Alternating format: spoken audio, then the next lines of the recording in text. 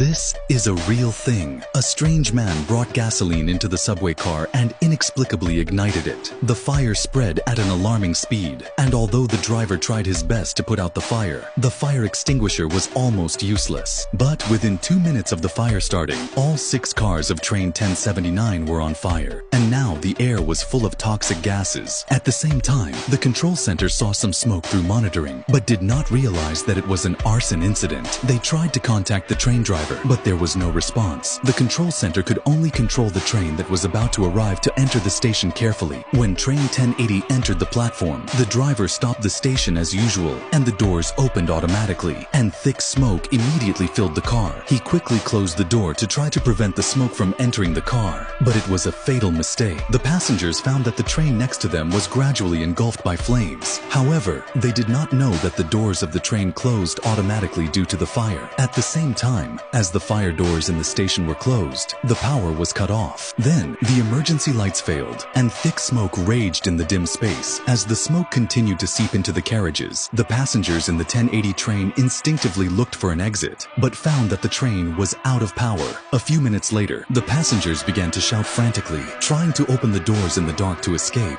but the toxic gas gradually made them lose consciousness. At this time, the 6 carriages of the 1079 train had been completely engulfed by the flames, and those passengers who had successfully escaped were also blocked by the fire doors in the darkness and smoke. At this time, the driver of the 1080 train once again informed the passengers through the radio to stay calm, and the power would be restored soon, and the train could leave at that time. Unfortunately, it was because of the driver's 2 wrong decisions that most of the 140 passengers in the carriage fell into a coma. Although firefighters rushed to the scene after receiving the alarm, they were unable to put out the fire immediately. When the firefighters entered the carriage to search and rescue, all 140 passengers trapped in the carriage were reduced to ashes, and another 52 people died on the platform. After analysis, train number 1080 should not have been told to enter the station, and the 2 train drivers were held accountable for major mistakes, while the culprit who caused the disaster was sentenced to life imprisonment for arson and murder.